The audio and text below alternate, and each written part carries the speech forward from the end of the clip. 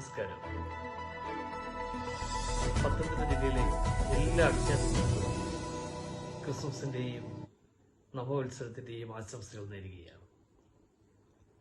ഒത്തിരി സന്തോഷമുണ്ട് നിങ്ങൾ എല്ലാവരും കൂടെ ഒത്തുചേർന്ന ഈ അവസരം.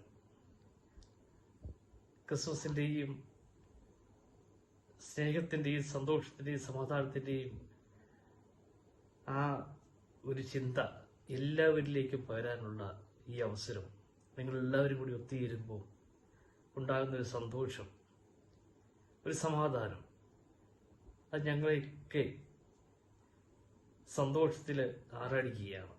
പ്രിയപ്പെട്ട അക്ഷയ സംരംഭകര്, പത്തനംതിട്ട ജില്ല എല്ലാ കാലത്തും നല്ല ലെവലിൽ അക്ഷയ പ്രസ്ഥാനത്തിന്റെ, അക്ഷയ സേവനത്തിന്റെ മാതൃക കാട്ടിയ ജില്ലയാണ്. എനിക്കറിയാം, എല്ലാ തലങ്ങളിലും അവിടെ സംസ്ഥാന തലത്തിലും ദേശീയ തലത്തിലും അവാർഡുകൾ വാരിക്കൂട്ടിയ പത്തനംതിട്ട ജില്ലയിലെ പത്തനംതിട്ട സംരംഭകൻ ഷാജഹാൻ സർ അടക്കം നിരവധി നന്മകൾ നമ്മുടെ ജനങ്ങൾക്ക് പകർന്നു നൽകിയ പത്തനംതിട്ട ജില്ലയിലെ അക്ഷയ സംരംഭകര് മാതൃകാപരമായ പ്രവർത്തനമാണ് എല്ലാവർക്കും നൽകി വരുന്നത്. അതുപോലെ തന്നെ ഞങ്ങളുടെ പ്രിയപ്പെട്ട കോട്ടയം DPമായിരുന്ന ധനേഷ് സാറാണ് പത്തനംതിട്ട DPയുമായി ഇപ്പോൾ സേവനം അനുഷ്ഠിച്ചുകൊണ്ടിരിക്കുന്നത്. തീർച്ചയായിട്ടും അദ്ദേഹത്തിന്റെ ആ ഒരു എനർജി തീർച്ചയായിട്ടും നിങ്ങൾക്ക് എല്ലാവർക്കും ഒരു പുത്തൻ ഉണർവ് ഈ 2024 ഞാൻ ആശംസിക്കുകയാണ്. തീർച്ചയായിട്ടും ശബരിമല തീർത്ഥാടനത്തിന്റെയും മാരാമൺ കൺവെൻഷന്റെയൊക്കെയുള്ള ഏറ്റവും പ്രധാനപ്പെട്ട കേന്ദ്രമാണ് പത്തനംതിട്ട ജില്ല.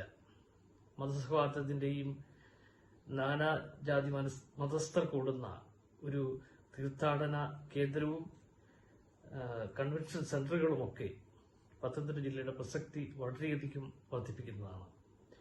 പ്രത്യേകിച്ച് ടൂറിസം മേഖലയിലും ഒക്കെ പത്തനംതിട്ട ജില്ലയിലുള്ള ആ അവസരങ്ങൾ അക്ഷയ സംരംഭങ്ങളിലൂടെ ജനങ്ങളിലേക്ക് എത്തിക്കുന്നതിന് നിങ്ങളെല്ലാവരും പരിശ്രമിക്കുന്നത് ഞാൻ അക്ഷയ ന്യൂസ് കേരളയ്ക്ക് വേണ്ടി പറയുകയാണ്. പ്രത്യേകിച്ച് നമുക്കറിയാം, മുൻ വർഷങ്ങളിലൊക്കെ നമ്മൾ ശബരിമല തീർത്ഥാടകർക്ക് വേണ്ടി ഇൻഫർമേഷൻ സെന്ററുകളും സേവന കേന്ദ്രങ്ങളും ഒക്കെ തുറന്നിട്ടുണ്ട്.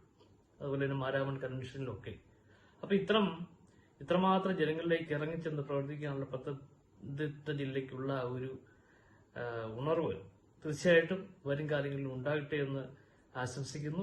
എല്ലാവർക്കും ഒരിക്കൽ കൂടെ ക്രിസ്മസിന്റെയും പുതുവത്സരത്തിന്റെയും ആശംസകൾ നേരുകയാണ്.